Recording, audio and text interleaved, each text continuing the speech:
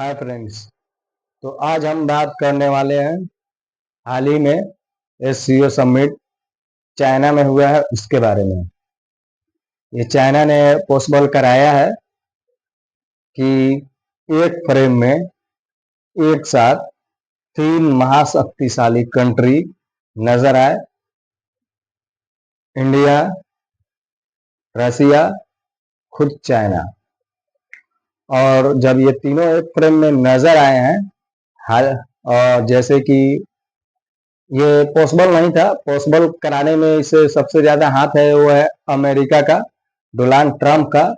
उन्होंने ही भारत पे टैरिफ लगा के ऐसा दिखा दिए थे हमको कि हम जिन्हें दोस्त मानते थे, मोदी जी बड़े गर्व के साथ बोलते थे माय फ्रेंड डोनाल्ड ट्रंप। जैसे मोदी जी ये करा भी रहे थे कि अब की बार ट्रंप सरकार, ये सब पर पानी फेर दिया ट्रंप ने और टैरिफ पे टैरिफ लगाया। तो हमको इस टाइम एक नया फ्रेंड मिल गया है, चाइना। बहुत ही अच्छी बात है। अगर चाइना, रसिया, इंडिया मिलकर रहते हैं तो बहुत सारा मतलब प्रॉब्लम का सलूशन हो जाएगा। और जो भी मतलब चल रहा है अभी, वो सब ठीक हो सकता है। और इसके वजह से देख के हमें अमेरिका जो टैरिफ लगाया है उसको भी हटा दे, क्योंकि अमेरिका में यूज करता है मतलब चाइना के लिए, चाइना को काउंटर करने के लिए वो हमें ही मतलब यूज करता है। तो इसके वजह से शायद वो अब हमसे करीबी रिश्ता बनाए, जिसके वजह से उसको हटाना पड़े ये टैरिफ वगैरह। ठीक है, अब मान लो कि हम सब एक फ्रेम में तो नजर आए हैं जिसमें चाइना ही है। चाइना पावरफुल है। और चाइना को आप जानते हैं कि चाइना एक ऐसा कंट्री है, चाइना ने ही नेहरू जी जब नारा लगाए थे हिंदी चीनी भाई भाई, हिंदी चीनी भाई भाई, उस टाइम तो नेहरू जी को ये मालूम नहीं था कि जो हिंदी चीनी का भाई भाई नारा लगा रहे हैं, और चाइना ने चुपके से जो 1962 में किया वो आज तक हम भूल नहीं पाए हैं। और कितने मतलब हमारे देश के जवान शहीद हुए 1962 में, ये आप सबको पता है। तो चाइना पे हम ट्रस्ट नहीं कर सकते हैं, भरोसा नहीं कर सकते हैं। हाल ही में अभी ऑपरेशन सिंदूर हुआ है, उसमें भी चाइना पाकिस्तान की किस तरह मदद की है, एकदम खुल के मदद की कि मिसाइल, सैटेलाइट सैटेलाइट इमेजेस, और काफी मदद किया है पाकिस्तान को इस जंग में, ऑपरेशन सिंदूर में। तो चाइना को हम जानते हैं।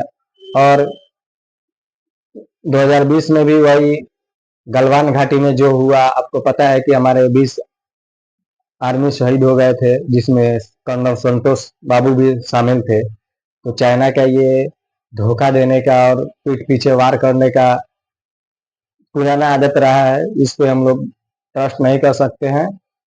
चाइना पे हमें भरोसा नहीं है। लेकिन जियो पॉलिटिक्स कब क्या हो जाए कुछ आता पता नहीं है। जिस चाइना को आज हाल ही में हम लोग गाली दे रहे थे, बुरा भला कर रहे थे कि हमारा दुश्मन पक्का चाइना है।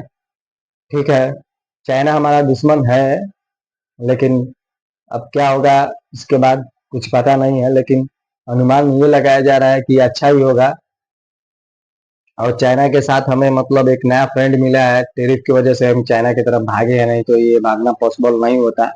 हाँ, लेकिन अगर ये तीनों कंट्री एक हमेशा के लिए एक अपना डॉलर भी बना लेंगे, पैसा भी इनके पास मतलब ब्रिक्स जो कोइन है वो भी निकाल लिए, तो बहुत ही जो डॉलर का बस हाथ चल रहा है कि हर चीज का ट्रेड डॉलर में होता है, वो भी खत्म हो जाएगा।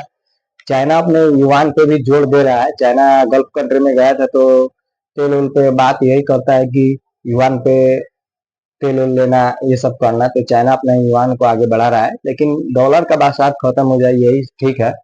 हम लोग चाइना से बहुत ट्रेड करते हैं, डील होता होता ही है, चाइना से एक्सपोर्ट बहुत ज्यादा होता है। ठीक है, तो चाइना अच्छा कंट्री है एक, अनुमान यही है हमारा। अच्छा से चाइना करे, हम सब डील अच्छा से रहे, और चाइना के साथ जो ये है वो सब बढ़िया हो। चाइनीज कंपनी जो है वो इंडिया में भी है, और चाइना को गद्दार भी समझ सकते हैं। अभी आईफोन के जो इंजीनियर्स जितने थे इंडिया में हाल ही में, 2-4 महीना पहले उनको चाइना बुलवा लिया है। कभी-कभी चाइना में मेटल नहीं देता है, चाइना गलवान घाटी भी कर देता है, चाइना पाकिस्तान का भी दोस्त है, चाइना पाकिस्तान की भी मदद करता है, तो चाइना पे हमें भरोसा नहीं है। लेकिन अभी इस परिस्थिति में जब हम लोग पे टैरिफ लगा हुआ है, इसलिए चाइना की तरफ शायद मोदी जी बढ़े हो। ओके फ्रेंड्स, तो आपको कैसा लगा वीडियो? अच्छा ही लगा होगा, इसलिए आप इसको लाइक करिए और सब्सक्राइब जरूर करिए। सब्सक्राइब भी आप लोग नहीं कर रहे हैं, सब्सक्राइब करिए, सब्सक्राइब करिए।